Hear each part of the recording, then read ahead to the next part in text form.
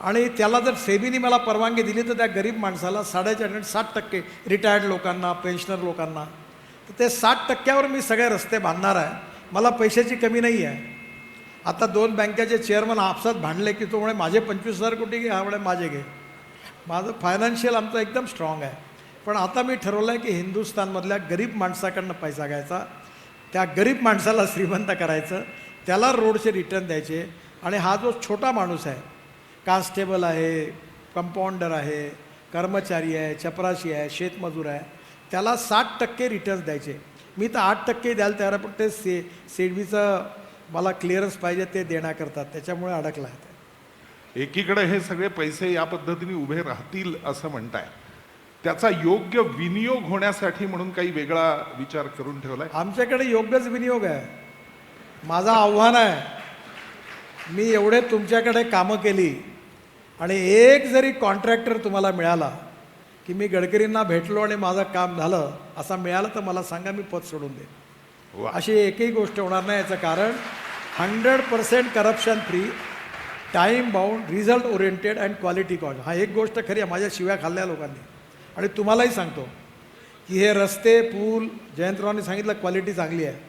मी सगळ्यांना सांगितलं ही भारतीय जनतेची संपत्ती आहे आणि तुम्ही खराब काम केलं तर हे उपरोधिक मी बोललो की तुम्हाला बुलडोझर खाली टाकून देईन म्हटलं. मी आता तेच विचारणार होतो की बरेच कॉन्ट्रॅक्टर असं म्हणतात की गडकरी फार बेकार दम देतात आणि त्यामुळे काम करायचं म्हणजे, आणि नुसता दम देतात असं नाही. आत्ता आणखीन एक गोष्ट त्यांनी केली ती त्यांनीच सांगावी.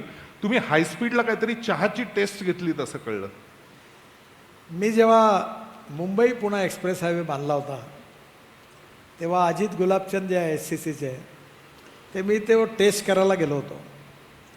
तर RC सिन्हा समोर बसले होते, मी आणि अजित गुलाबचंद मागे बसलो होतो. आणि मी त्याला सांगितलं होतं, अजित मी 140 स्पीडवर माझ्या थर्मासमधून चहा काढून चहा पिणार आणि माझा चहाचा एक जरी थेंब सांडला तर याद रख तुला पुरा रस्ता उखडून काढून पुन्हा बनवावं लागेल. आणि मी तेवढ्या स्पीडनी चहा पिलो आणि एकही थेंब सांडला नाही. कारण मुंबई पुणे एक्सप्रेस हायवे एवढा, आता मुंबई दिल्लीवर पण मी प्रयोग केला. फक्त फरक एवढा होता की मी चहा पिलो तेव्हा 180 किलोमीटर स्पीड होती आणि चहा पिलो पोटातलं पाणी हल्लं नाही. एवढी चांगली क्वालिटी. एक्सप्रेसवेची आठवण म्हणून फक्त सांगायचं, त्यातले जे काही प्रॉब्लेम झाले ते तेव्हा मी VM जोग बरोबर ती फिल्म आणि सगळा विषय केला होता. त्यावेळेला सुद्धा पर्यावरणवादी आडवे आले आणि त्यामुळे काही घोळ झाले होते. आता इथून पुढं या बाबतीत काही वेगळी काळजी आपलं मंत्रालय घेतं का? बघा, पर्यावरणाच्या बाबतीमध्ये मी पण तेवढाच सेन्सिटिव्ह आहे. मी आता एक कायदा करतो आहे की आपल्या स्कूटरचे आणि गाड्यांचे जे कर्कश हॉर्न वाजतात ना, त्याच्याऐवजी बासरीचा स्वर आला पाहिजे, माउथ ऑर्गनचा स्वर आला पाहिजे, तबल्याचा स्वर. तर मी लवकरच कायदा काढणार आहे की याच्या लोक हलणार नाहीत. पण मग की जसं ते बिगुल वाजतो म्हणजे कानाला कारण मला हे का लक्षात आलं, मी आता 11व्या मजल्यावर राहतो आणि कोविडच्या काळापासून मी रोज रेग्युलर 1 तास प्राणायाम करतो. तर मला खूप फायदा झाला. आणि मी 11व्या मजल्यावर जेव्हा बसतो तेव्हा माझ्या लक्षात आलं की तिथे मला रोज खड खड इतका त्रास व्हायला आला. तो नॅशनल हायवेच आहे. तेव्हा माझ्या लक्षात आलं की साऊंड पोल्युशन, एअर पोल्युशन आणि वॉटर पोल्युशन, त्यामुळे तिन्ही समस्या आहेत. आणि म्हणून मी वॉटर रिसोर्सेस मंत्री होतो तेव्हा तुम्ही मथुरेला जा. मथुरेमध्ये खूप घाण सिटी आहे. तिथलं 80 MLD स्लज मी हायब्रिड एन्युटीमध्ये एक इनोव्हेटिव्ह प्रोजेक्ट केला आणि त्याचं पाणी शुद्ध करून, म्हणजे 60% कॉन्ट्रॅक्टरने आणले, त्रिवेणी इंजिनिअरिंग म्हणून, 40% भारत सरकारने दिले आणि ते पाणी शुद्ध करून इंडियन ऑइलच्या रिफायनरीला दिले. ते 20 कोटी वर्षाला देतात. म्हणजे पाणी. आणि मी जवळपास गंगा शुद्ध केली, यमुना शुद्ध केली, जवळपास 25,000 कोटीची कामं केली. त्यामुळे water pollution, air pollution petrol डिझेलमुळे आहे आणि त्याचमध्ये महत्त्वाचं साऊंड पोल्युशन. म्हणजे आपण सगळेजण. पण एक गोष्ट खरी की शेवटी रस्ते बांधू तर आपल्याकडेच. मला वाटतं एक रस्त्याच्या कामात मोठं जुनं वडाचं झाड होतं. मला आदित्य ठाकरेंनी पण ट्विट केलं होतं आणि माझ्या लक्षात बरोबर सांगलीच्या जवळपास कुठेतरी होतं. हां, तर मी ते झाड वाचवलं. पण प्रश्न असा आहे की आम्ही एन्व्हायरमेंटच्या विरोधात नाही आहे. पण मी आता कालच सांगितलं की वरळी बांद्रा सिलिंग प्रोजेक्ट 420 कोटी रुपयाचा होता. त्याची किंमत 1800 कोटी झाली. आणि रोज वर्तमानपत्रात लिहायचे की आंबेडकरांचं स्मारक उद्ध्वस्त होणार, सावरकरांचं स्मारक उद्ध्वस्त होणार, मासोळ्या मरणार. खूप 8-8 कॉलमच्या न्यूज यायच्या. मी एक दिवस सगळ्या पेपरच्या इंग्लिश वर्तमानपत्राच्या पत्रकारांना घेऊन नावेत बसून गेटवेहून निघून मी वरळी बांद्राच्या खाडीत आलो. तर त्या घाण वास होता. सगळे नाक धरायला लागले. म्हणाले यहाँ से चलो. म्हटलं क्यों चलो, ये क्या पानी है कि कीचड़ है. बोले कीचड़ है. मतलब कीचड़ में मच्छी होती है क्या, नहीं होती, पर लिखते क्यों हो. मतलब जब तक आप कबूल नहीं करोगे की नहीं लिखोगे तब तक यही खडे रहो म्हटलं. शेवटी मग तिथून त्यांच्या लक्षात आलं की ते चुकीचं होतं. एकीकडे तुम्ही हे सगळं करताना कायम नेहमी 2 वाक्यांचा उल्लेख करता. एक रिचर्ड निक्सनांचं वाक्य तुम्हाला प्रचंड आवडतं. तर तो काय, कधी ते मनात आलं का पहिल्यापासूनच कॉलेजमध्ये असताना ते वाचलं होतं? मी 1919 स्टुडंट्स युनियनचा लीडर होतो. आणि माझे एक चांगले मित्र डॉक्टर श्रीकांत जिचकार म्हणून फार हुशार आणि विद्वान होते. तर एक दिवस महाराष्ट्र एक्सप्रेसने मी BJPत आलो होतो नुकताच. आणि ते मानकर, लक्ष्मणराव मानकर म्हणून आमचे त्यावेळी जनरल सेक्रेटरी MP होते भंडाऱ्याचे. तर तेव्हा खूप प्रिंटिंग मटेरियल होतं. तर मी एका खांद्यावर ते घेतलं, बॅग घेतली आणि त्या पुण्याच्या पहिल्या नंबरच्या प्लॅटफॉर्म पायी निघालो समोर. तर मागून श्रीकांत जिचकार त्यांनी पाहिलं मी सामान घेऊन येतो. मी चांगले मित्र होते. त्यांनी लगेच ते गृहराज्यमंत्री होते. तो नितीन हे कशाला तू घेतो, यांना दे. म्हटलं नाही नाही, हे आमच्या पार्टीचं लिटरेचर आहे. तर ते मला म्हणाले नितीन तुला एक गोष्ट सांगू, तू खूप चांगला आहेस पण तुझ्या पार्टीला काही भविष्य नाही. तू म्हणे पार्टी बदलव. तर मी म्हटलं श्रीकांत मी विहिरीत जीव देईन पण मी पार्टी नाही बदलणार. वा. तर तो मला म्हणाला की मग तुझ्या पार्टीला भविष्य नाही. म्हटलं पाहिजे हरकत नाही, जे असेल. मी बाहेर आलो. त्या विधानसभेच्या निवडणुकीत व्यंकटेश माडगुळकर काँग्रेसकडनं पुण्यात उभे होते. तुम्हाला आठवत त्यावेळी. आणि त्या काळी भिंत होती स्टेशनच्या बाहेर. बरं. त्याच्यावर एक सुंदर वाक्य लिहिलं होतं, पर्याय पर्याय म्हणून ओरडतात कोण, ज्यांचे लोकसभेत निवडून आले 2. कारण आमचे 2च आले होते खासदार. बरोबर. आणि मग त्याच्या खाली लिहितं अटलजीन वाजपेयी, अटलजीने अडवलं हम दो हमारे दो. तर मी ते ऐकल्यावर हसलो आणि मला वाईट वाटलं. तर त्याच्यानंतर श्रीकांत जिचकारनी मला एक पुस्तक दिलं. ते इंग्लिशमध्ये होतं. ते रिचर्ड निक्सनची ऑटोबायोग्राफी. आणि त्यात एक वाक्य होतं, the man is not finish Wien is defeated but he is finish when he quits. म्हणजे माणूस हा युद्धात हारल्यानंतर समाप्त होत नाही, पण तो युद्धभूमी सोडून पळून जातो तेव्हा समाप्त होतो. ते मी आयुष्यात लक्षात ठेवलं. आणि अटलजी देशाचे प्रधानमंत्री झाले आणि आमच्या पक्षाला मेजॉरिटी मिळाली. ती आमच्यामुळे नाही मिळाली. त्या प्रतिकूल काळात ज्या लाखो लोकांनी आपलं जीवन दिलं आणि प्रवाहाच्या विरोधात ज्यांनी अनेक उपहास, अपमान, अन्याय सहन केले, पण ते काम करत राहिले प्रामाणिकपणे, त्याचं फळ आहे की आज आमच्यासारख्यांना सत्तेत जाण्याची संधी मिळाली. एक विचारावंसं वाटतं, कारण सारख्या नवीन नवीन कल्पना घेऊन आपण पुढे येत असता. 190 वर्ष PNGचे होत आहेत. त्यांचा इतिहास बघताना असं लक्षात आलं, त्यांच्याकडेही एक 125 वर्षापूर्वी हरिभाऊ दत्तात्रय गडकरी नावाचे गृहस्थ होते. आता त्यांच्या पुढच्या पिढ्या स्वतंत्र ज्वेलर झाल्या आहेत. पण त्या काळात पाष्टा काढण्याच्या मशीनपासून इनोव्हेटिव्ह गोष्टी त्यांच्याकडे ज्या सगळ्या इंट्रोड्यूस झाल्या त्या गडकरी नावाच्या माणसांनी असा त्यांच्या जुन्या इतिहासात उल्लेख होतो. सगळे गडकरी इनोव्हेटिव्हच असतात का? नाही, मी तुमचा गैरसमज आहे.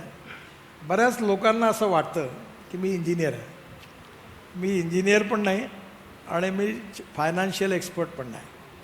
माझा क्लास म्हणजे सिनेमा समोरून आणि नाटक मागून पाहणाऱ्यापैकी आहे. बरोबर उलट. आणि रस्त्यावरचा हाफ चहा आणि सिंगल समोसा, त्यामुळे असा काही समजा. पण माणूस कसंच, मी आत्ता जयंतरांना सांगितलं, मी विदर्भात खूप चूक केली. भावना आणि व्यवहार हा समजलो नाही. आणि विदर्भात 22 साखर कारखान्यांनी दिवाळं पिटलं. तुमच्यासारखी स्थिती नाही आहे. पश्चिम महाराष्ट्र म्हणजे मेरिटच्या विद्यार्थ्यांची शाळा, मराठवाडा म्हणजे फर्स्ट क्लास, आणि विदर्भ म्हणजे मॅन्डेटरी, ज्यांना 100पैकी 20पेक्षा कमी मार्क मिळाले त्या मुलांची शाळा. आता तिथे मी दुर्बुद्धीहून 3 साखर कारखाने चालवतो. आणि ते चालवताना साखरेचं मी असं, तुमच्या इथे हे नशीबवान आहेत, पण ज्यांनी पाप केलं तो साखर कारखाना काढतो. मागच्या जन्मी ज्यांनी पाप केलं असेल तो पुढल्या जन्मी एक तर साखर कारखाना काढतो, नाही तर वर्तमानपत्र काढतो. आणि मी तो साखर कारखाना, हे पहिलं वर्ष आहे प्रॉफिटमध्ये आला. आणि मग जेव्हा साखर उत्पादन वाढलं मग काय करायचं, मी LIT म्हणून आमच्याकडे इन्स्टिट्यूट आहे, तिथल्या गोगटे नावाचे इंजिनियर त्यांना पकडलं आणि साखरेपासून डिटर्जंट तयार केलं, फेस वॉश तयार केलं. आता आज आमच्याकडनं 25 कंटेनर रशियामध्ये, सायबेरियामध्ये, दुबईमध्ये, कतारमध्ये, बांगलादेशमध्ये फेस वॉश म्हणून सगळं एक्सपोर्ट होतं. आणि आता महाराष्ट्रात मार्केट नाही पण जगात एक्सपोर्ट व्हायला. आमचे जे आता माझा चहा सांडला तर माझे PA म्हणाले, साहेब या चहा खूप कडक आहे आणि त्याचे डाग फार कडक आहे. अरे म्हटलं चिंता करू नको, आपलं जे साबण आहे लिक्विड डिटर्जंट आणि दोन्ही ते एवढं चांगलं आहे की कोणताही डाग निघून जातो. तर आता हे साखर सरप्लस झाल्यातून हे संशोधन झालं.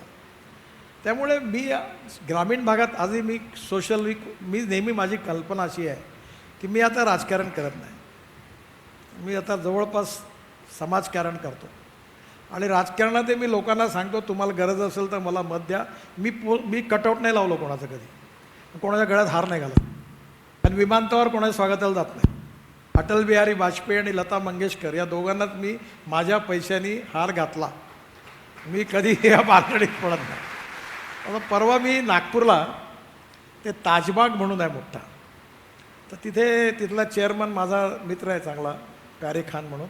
तर त्यांनी तिथे मी खूप 200 कोटी महाराष्ट्र सरकारच्यातून माझ्या पैशातून खूप सुंदर बांधला आहे. आणि ते जगातले मुस्लिम तिथे येतात, हिंदू पण जातात. ताजुद्दीन बाबा, मी तिथे माझी भेट होती.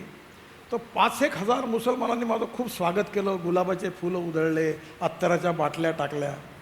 मी भाषणात त्यांना म्हटलं, आज इतना अत्तर फेक रहे हो, गुलाब का फूल वोटिंग के दिन कहाँ भागे थे. कारण मला तिथे सगळे 25, 30, 40 मतं मिळाली होती. ते म्हणाले, साहब इस बार वोट नहीं दिया, अगले बार देख लेना बोले. आप चिंता मत करो, जो वोट देंगे उनका भी काम करूँगा और जो नहीं देंगे उनका भी करूँगा. आणि म्हणून राजकारणामध्ये हा आपला विरोधक, तो आपला समर्थक, कायदेशीर काम सगळ्यांचंच केलं पाहिजे. कारण मंत्री हा पक्षाचा नसतो, तो सरकारचा. तर मी तेच प्रिन्सिपल पाळायचा प्रयत्न करतो. बोलता बोलता तुम्ही म्हणलात की मी गाडीवर साधा चहा पिणारा का. तुमची एकूणच पण खाण्यापिण्याची आवड वर्षानुवर्ष, म्हणजे मला आठवतंय त्यानुसार 88-89ला ज्यावेळेला प्रचार सभा पुण्यातली संपली तेव्हा तुम्ही विचारलं तर चांगली भेळ कुठं मिळेल, आणि सारसबागेपाशी आपण रात्री भेळ खायला एकत्र गेल्याची आठवण अजूनही आहे. अजूनही ती सगळी आवड तशीच जपता का? नाही, आता थोडे माझी अडचण, मी Z+मध्ये आहे. ते पोलीसवाले मला सोडत नाही. आताही पुण्यामध्ये मी 10, 10:30, 11 झाले की मी म्हणतो आता झालं, मी झोपायला चाललो, तुम्ही जा. आणि मग सारंग काळेची गाडी घेऊन आम्ही दोघंजणं निघतो.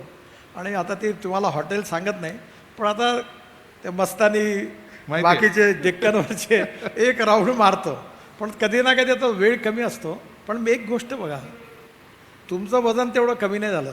मी 135 किलो होतो, आता मी फक्त 93 किलो आहे.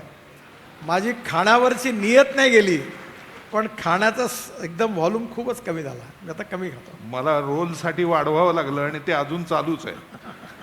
नाही तर मला कमी करायची इच्छा आहे, त्यावेळेला येणार नक्की भेटायला. तुमचा सांगलीचा भडंग ना, भडंग. मी नीता केळकर नेहमी दिल्लीला येते, तर मला एकाने सांगितलं की तुमच्याकडे काही काम असेल तर पहिले समोसा, भडंग, चिवडा दिला.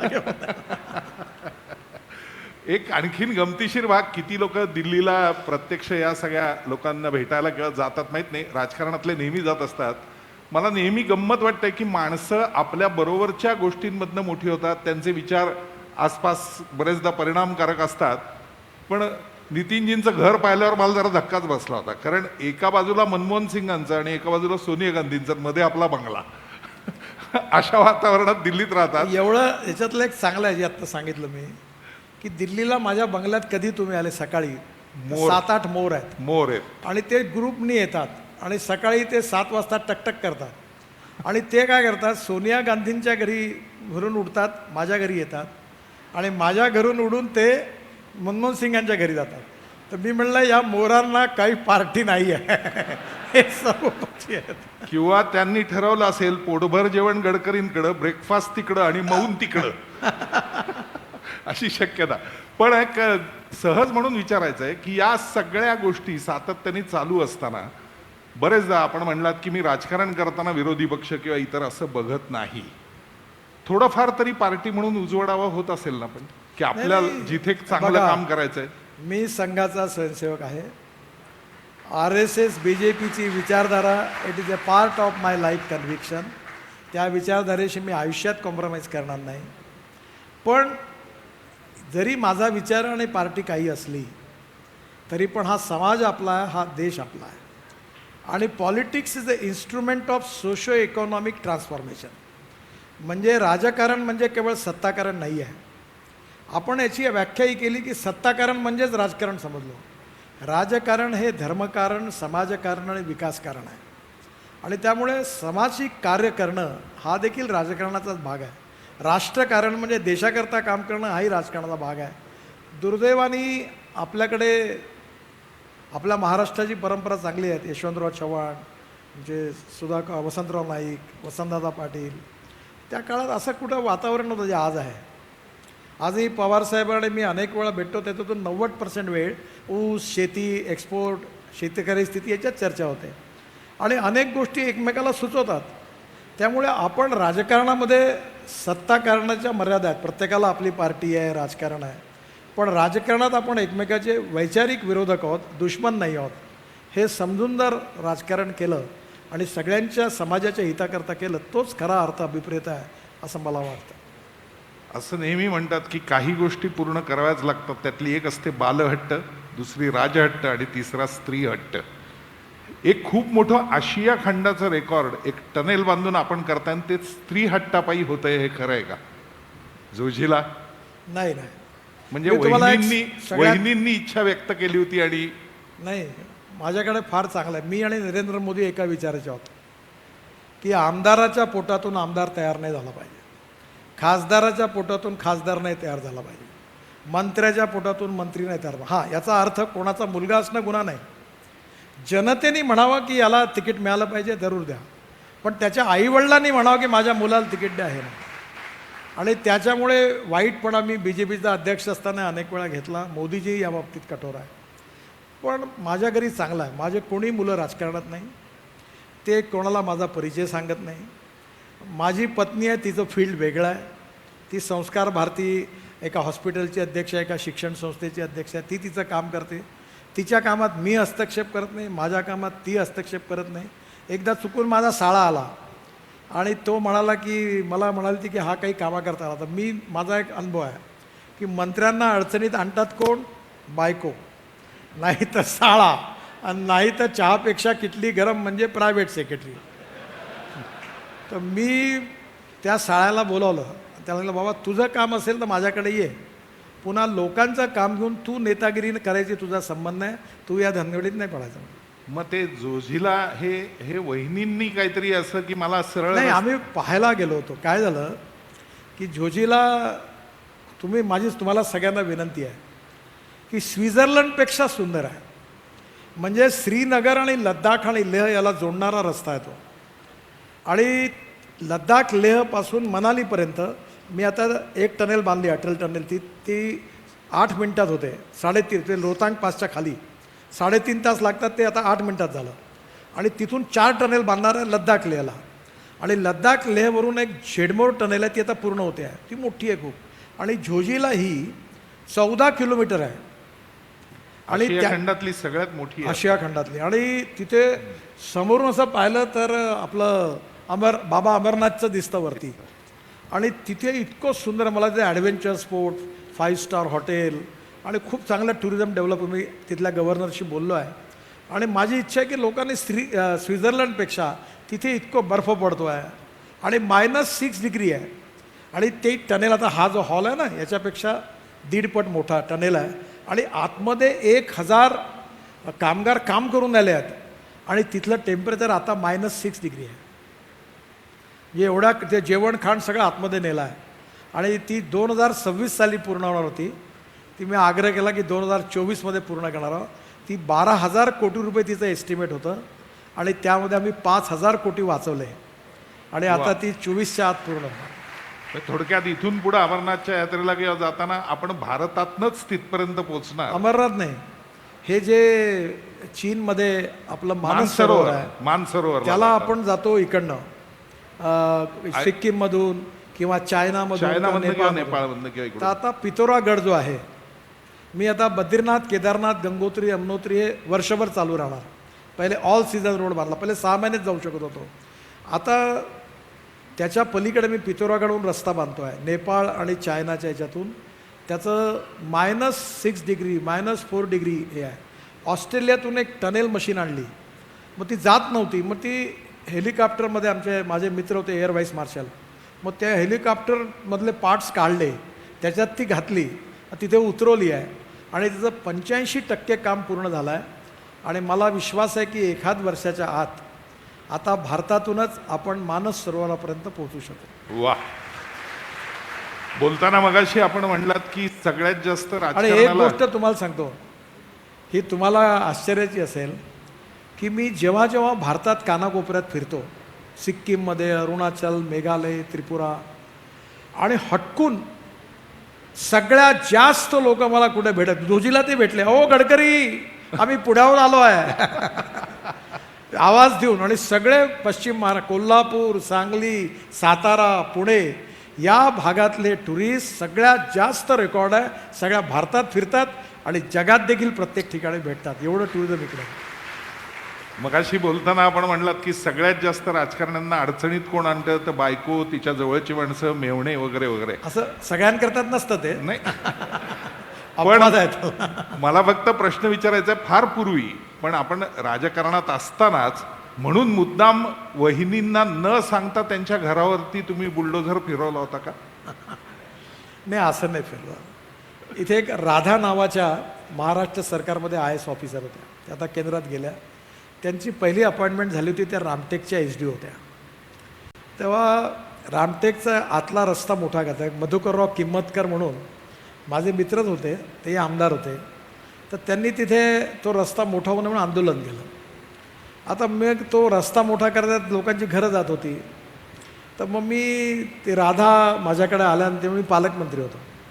त्या मला म्हणाल्या की "सर, ये रास्ता बड़ा करना होगा, तो इसमें लोगों के घर जा रहे हैं, वो आंदोलन कर रहे हैं."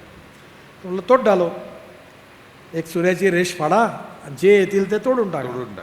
मग त्या मला म्हणाल्या की "आपको पता है इसमें वो भाभी जी के पिताजी का घर है?" म्हटलं "मुझे पता है, उनको मत बताओ." म्हटलं "आप एक बार डालो और बुलडोजर लेके एक दिन तुडवा दो, सब जो देखा जाएगा." म्हटलं बार ती तोडून टाकलं. मग ती मला एकदम म्हणाले, "अहो म्हणे, तुम्ही तोडलं तर तोडलं, पण तोडायच्या आधी सांगितलं असतं तर आम्हीच आमच्या हाताने तोडून ठेवलं असतं बाबांनी." म्हटलं "कसं करता तुम्ही का?" अरे वा.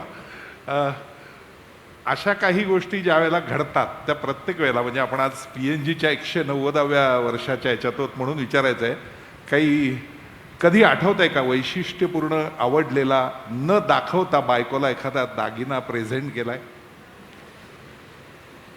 PN गाडगीळमधूनच घेतलाय.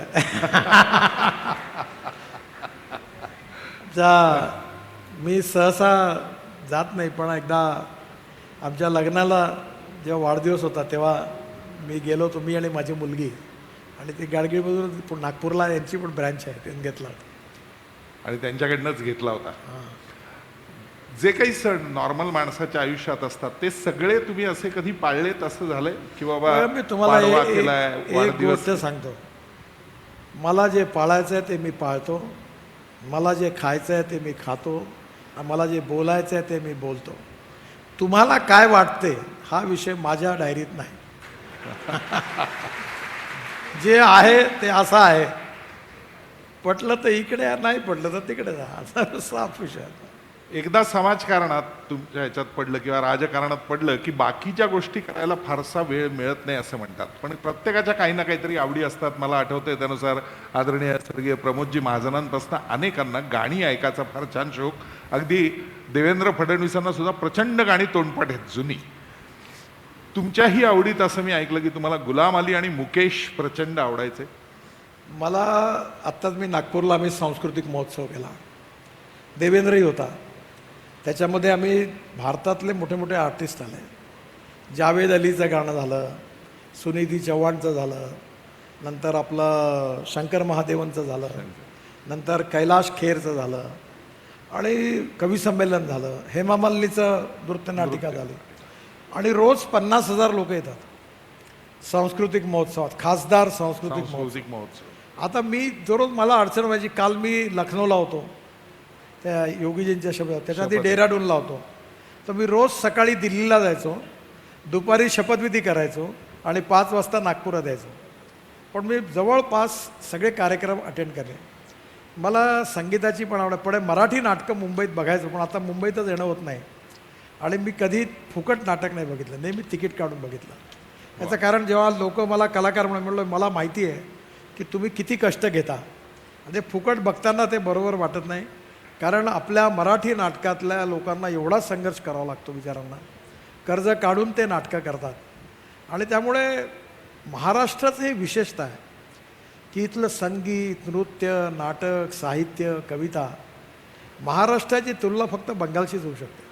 आणि जोपर्यंत तुम्ही महाराष्ट्रात आहात, मी हे काल हृदयनाथ मंगेशकरांना त्यांना झीचा पुरस्कार दिला त्यावेळी बोललो की महाराष्ट्रात राहून मराठीचं मोठेपण, मराठी साहित्य, मराठी संस्कृती आणि नाटक, संगीत याचं महत्त्व कळत नाही.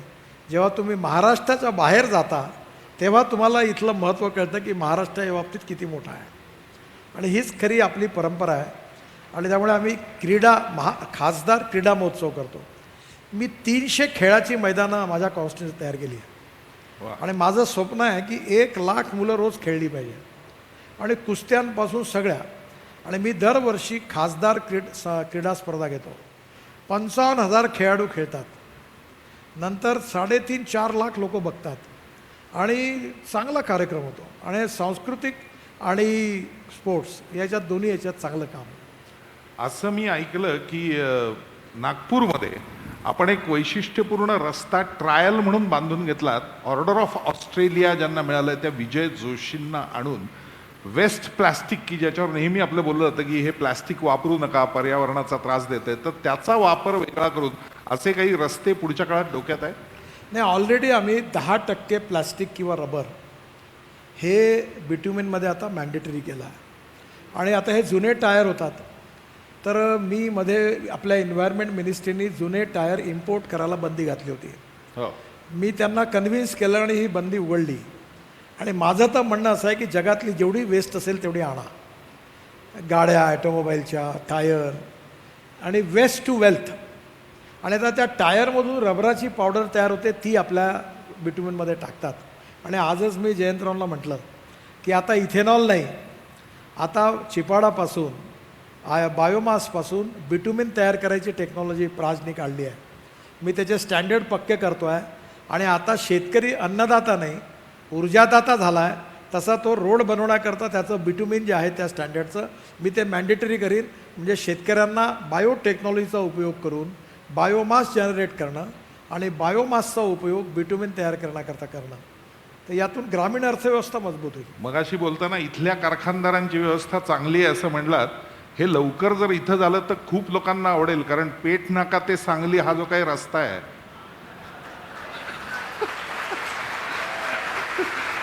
त्याला याचा उपयोग निश्चित होईल असं वाटतं, कारण कायम मी येत आजच असतो. घोषणा केली की हा रस्त्याचं काम DPR फायनल होईल, 3 महिन्यात टेंडर निघेल आणि जास्तीत जास्त 4 महिन्याच्या आत या कामाला सुरुवात होईल. मगाशी संजय काका नेहमी त्याचा आग्रह करत होते. मला आज लक्षात आलं की लोकांनी एवढ्या टाळ्या वाजवल्या, याचा अर्थ रस्ता खूपच खराब आहे. कायम येत असतो त्यामुळे जाणवतं. शेवटच्या 2-3 गोष्टी. मगाशी आपण पुस्तकाचा उल्लेख केलात की जिचकार साहेबांनी आपल्याला दिलं होतं. जुन्या काळातले मित्र अगदी लॅम्बरेटा असल्यापासूनचे कधी वर्षात एकदा असं काही कुठल्या मित्रांचं भेटणं किंवा असं काही घडतं का? हां, बिलकुल भेटत असतं. आम्ही सगळे शाळेतले मित्र, शाळेतले शिक्षक, नंतर माझे मित्र अजूनही भेटतात. वाचन अजूनही चालू आहे का? कमी होतं, कारण काय झालं की भेटणाऱ्यांची संख्या खूप वाढली. आता मी कोविड नव्हता तेव्हा 2,000 लोकांना ॲव्हरेज भेटायचं. बरं. आताही पण माझ्याकडे एक अटल बिहारी वाजपेयींनी मला एक चांगली गोष्ट सांगितली. त्यामुळे नितीन, आयुष्यात लक्षात ठेव की घरी भेटायला आलेल्या माणसाला भेटल्याशिवाय तू निघून गेला असं कधी करू नको. मी 1 मिनिट हो, अर्धा मिनिट हो, काही हो, थांबतो आणि त्याचं म्हणणं ऐकून कागद घेऊन घेतो. त्यामुळे भेटणाऱ्यांची संख्या आणि यातून थोडा वेळ कमी पडतो, पण विमानात वगैरे वाचत असतो. अप्रतिम चांगलं चटकदार खायची कायम तुम्हाला आवड आहे, पण स्वतः कधी स्वयंपाक करण्याचा प्रयत्न केलाय का? मी यावेळी यूट्यूबवरून कोविडच्या काळात रिकामा वेळ मिळाला तर मी अनेक पदार्थ बनवायला शिकलो.